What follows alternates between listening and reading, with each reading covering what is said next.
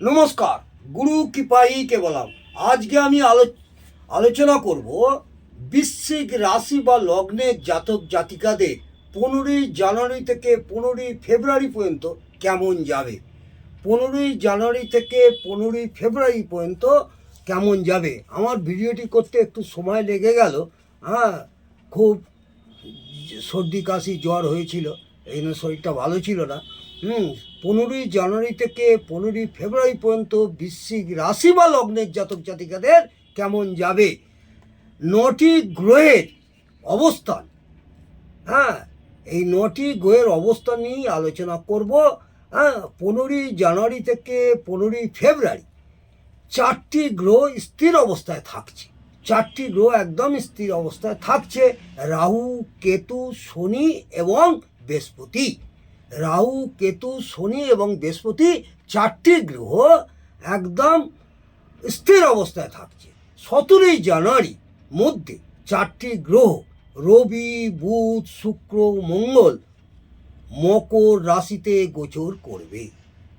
এই গোচর করার ফলে আপনাদের কতটা ভালো হবে, কতটা খারাপ হবে, সেই নিয়ে আমি বিস্তারিত আলোচনা করতে চলেছি। তাহলে বোঝা গেল 17ই জানুয়ারি থেকে অলরেডি 17ই জানুয়ারি পার করে গেছে। আজকে 20ই জানুয়ারি। 17ই জানুয়ারি থেকে আপনাদের 4টি গ্রহ অবস্থান করেছে কোথায়? মকর রাশিতে। কোন কোন গ্রহ? রবি, বুধ, শুক্র, মঙ্গল। এরা 4জন গ্রহ আর কি মকর রাশিতে অবস্থান করেছে। এই গ্রহের মধ্যে 13ই ফেব্রুয়ারি বুধ কুম্ভ রাশিতে পরিবর্তন করবে। বোঝা গেল? 13ই ফেব্রুয়ারি বুধ কুম্ভ রাশিতে অবস্থান করবে। 6ই ফেব্রুয়ারি শুক্র কুম্ভ রাশিতে অবস্থান করবে। 13ই ফেব্রুয়ারি রবি কুম্ভ রাশিতে অবস্থান করবে। মঙ্গল মকর রাশিতে অবস্থান করে থাকবে, কারণ মঙ্গল একটা রাশিতে 45 দিন অবস্থান করে। এই মকর রাশিতে মঙ্গল উচ্চস্থ, অর্থাৎ বৃশ্চিক রাশি সাপেক্ষে। বৃশ্চিক রাশির অধিপতি গ্রহ হলো মঙ্গল। এই মঙ্গল কোথায় উচ্চস্থ? মকর রাশিতে। বোঝা গেল? যা এই বৃশ্চিক রাশি বা লগ্নের জাতক জাতিকাদের শরীর স্বাস্থ্য খুব একটা খারাপ যাবে না। এই সময় শরীর স্বাস্থ্য খুব একটা খারাপ যাবে না, তবে একটু সাবধানে থাকতে হবে। রাস্তাঘাট পারাপার এবং টুকটাক চোট লাগা, এইগুলো থেকে একটু সাবধানে থাকতে হবে এবং শরীরের দিকে একটু যত্ন নিতে হবে। ঠিক টাইমে আহার করতে হবে। যারা অ্যালকোহল, ধূমপান, ফাস্টফুড, জাঙ্ক ফুড এইসব খান তাদের, বা বাজারের খাবার খান, তাদের একটু অ্যাভয়েড করলে এই সময় ভালো, কারণ একটু পেটের রোগেরও সম্ভাবনা দেখা যাচ্ছে। সেকেন্ড হাউসের লর্ড, অর্থাৎ সেকেন্ড হাউসের লর্ড 8 হাউসে আছে। তার মানে আপনাদের দ্বিতীয় পতি কোথায় আছে? অষ্টমে আছে। এর জন্য মেজর প্রবলেম নেই, খুব একটা মেজর প্রবলেম নেই। শরীর স্বাস্থ্যের দিকে খুব একটা যে অসুস্থ হয়ে দীর্ঘস্থায়ী অসুস্থ হয়ে যাবেন, সেই রকম কোনো মেজর প্রবলেম আমি দেখতে পাচ্ছি না। টুকটাক একটু শরীর খারাপ হবে, সেগুলো সাময়িক। 8 হাউস থেকে আমরা সাধারণত অনেকেই খারাপ বিচার করি, কিন্তু 8 হাউসের আপনারা ভালো ফল পাবেন। এই 8 হাউস হলেই যে খারাপ হবে তার কোনো মানে নেই। অনেকেই বলে 8 হাউস হচ্ছে আমাদের নিধনের ঘর, এই ঘরের অবস্থান অনুযায়ী ফল দেয়। এই নিধনের ঘর হলেই যে খারাপ হবে তার কোনো মানে নেই। কিন্তু মায়ের স্বাস্থ্য নিয়ে একটু চিন্তার কারণ হতে পারে। মায়ের মাঝে মধ্যে একটু শরীর স্বাস্থ্য খারাপ হতে পারে, তার জন্য সামান্য ডাক্তারের চিকিৎসার জন্য অর্থ ব্যয়েরও সম্ভাবনা দেখতে পাচ্ছি। এই সময় বৃশ্চিক রাশি বা লগ্নের জাতক জাতিকাদের খুব ভালো সময় দেখা যাচ্ছে, বিগত 1.5 বছর পর মঙ্গল উচ্চস্থ অবস্থায় মকর রাশিতে, অবস্থান করে আছে। 1.5 বছর পর উচ্চস্থ অবস্থায় মঙ্গল আপনাদের কোথায় বসে আছে? মকর রাশিতে বসে আছে উচ্চস্থ অবস্থায়। 1.5 বছর পর আপনাদের মানসিক উদ্যম বাড়বে, চেষ্টা, পরাক্রম এবং ভাই বোনদের সঙ্গে যে সম্পর্কটা খারাপ ছিল সেই সম্পর্কটাও মিটে যাবে। জমি জমা এবং সাংসারিক অশান্তি বা মামলা মোকদ্দমা যেটা চলছিল সেটাও মিটে যাওয়ার সম্ভাবনা আমি প্রবলভাবে এই সময়টা দেখতে পাচ্ছি। আপনাদের উন্নতির সম্ভাবনা প্রবলভাবে আছে। এই সময় আপনাদের উন্নতির সম্ভাবনা প্রবলভাবে আমি দেখতে পাচ্ছি। মঙ্গল আপনাদের প্রচণ্ডভাবে সাহায্য করবে, কিন্তু মাথা গরম করবেন না, ঠান্ডা মেজাজে এবং যখন কাউকে কথাবার্তা বলবেন একটু উত্তেজিত টাকা ত্যাগ করুন, গোয়ার্মি ত্যাগ করুন। আপনাদের এই সময়টা আশা করব মঙ্গলের কৃপা লাভ আপনারা করবেন।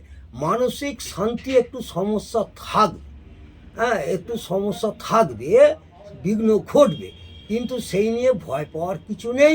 কারণ 4th হাউসে রাহু আপনাদের একটু ডিস্টার্ব করবে। 4th হাউসে রাহু অবস্থান করে আছে, সেই জন্যে একটু সামান্য মানসিক শান্তির দিক থেকে আপনারা একটু অসুবিধায় পড়বেন। সেই দিকে আপনাদের রাতে ঘুমের ব্যাঘাত ঘটবে। ঠিক টাইমে আহার করুন, রাতে ঘুমোবার চেষ্টা করুন, ফোন ঘাঁটবেন না এবং যারা গল্পের বই টই পড়েন এই সময়টা অ্যাভয়েড করে তাড়াতাড়ি একটু শুয়ে পড়বেন। ঘুম না হলে ঘাড়ে একটু জল দেবেন, চেষ্টা করবেন ঘুমোবার। ঘুমের ব্যাঘাতের যোগ প্রবলভাবে দেখতে পাচ্ছি। অর্থনৈতিক জায়গায় 2য় হাউসের অধিপতি বৃহস্পতি, দেবগুরু বৃহস্পতি আপনাদের 2য় হাউসের অধিপতি, অর্থস্থানের অধিপতি। দেবগুরু বৃহস্পতি অষ্টমে থাকায়, অষ্টমে অবস্থান করে আছে, এই অষ্টমে থাকায় অর্থ আসবে, পাওনা অর্থ ফেরত পাবেন, পাওনা অর্থ আপনারা ফেরত পাবেন, কিন্তু ব্যয়ের মাত্রা সামান্য বৃদ্ধি পাবে, একটু ব্যয়ও হতে পারবে। সেই দিকে একটু সচেতন থেকে চালাবেন, হিসেব করে চলবেন, অতিরিক্ত ব্যয় করবেন না, উপার্জন অনুযায়ী হিসেব করে এই সময়টা চললে আপনাদের অর্থনৈতিক জায়গাটা প্রচণ্ডভাবে ভালো দেখা যাচ্ছে। অনেকে বলেন অষ্টম স্থান ভালো ফল দেয় না, কারণ মারক স্থান। তবুও আমি বলবো আপনারা কালপুরুষে অষ্টম রাশি হচ্ছে বৃহস্পতি। বৃহস্পতি অষ্টম রাশি মারক স্থান হলেই যে খারাপ হবে তা নয়। প্রত্যেকটা চার্ট অ্যানালিসিস করে, অর্থাৎ এটা সার্বিক বিচার হিসেবে আমি বলছি, প্রত্যেকটা বাদ চার্ট দেখে তবেই সুষ্ঠুভাবে পারফেক্ট বিচার বলা যায়। এই সার্বিক বিচার অনুযায়ী তবুও বলবো 70 ভাগ আপনাদের মিলবে, 70 ভাগ মিলবে। দেবগুরু বৃহস্পতি আর্থিক উন্নতির যোগ প্রচণ্ডভাবে আপনাদের সাহায্য করবে এই অষ্টম স্থানের থেকেও। কারণ বুধ অষ্টম এবং একাদশের লর্ড, বুধ অষ্টম এবং একাদশের লর্ড, শুক্র আপনাদের ষষ্ঠ এবং দ্বাদশ স্থানের লর্ড, মানে 6 আর 12 স্থানের লর্ড হওয়ার জন্য আর্থিক উন্নতি হবে। বর্তমানে রাহু এবং শনি গোরাজের, রাহু এবং শনির গোরাজের কোনো দৃষ্টি নেই এই বৃশ্চিক রাশির জাতক জাতিকাদের উপর।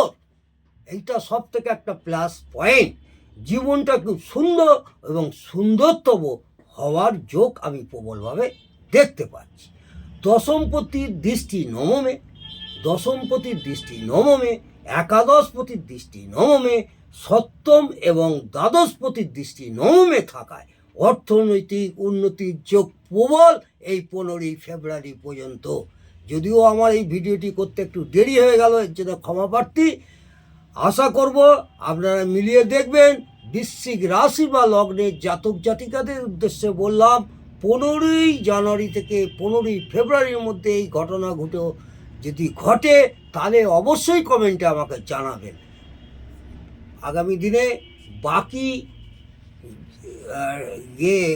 কবে থেকে কি ঘটবে সেই নিয়ে আমি বিস্তারিত আলোচনা করব। নমস্কার, ভালো থাকুন, সুস্থ থাকুন, আনন্দে থাকুন। জয় জয় তারা।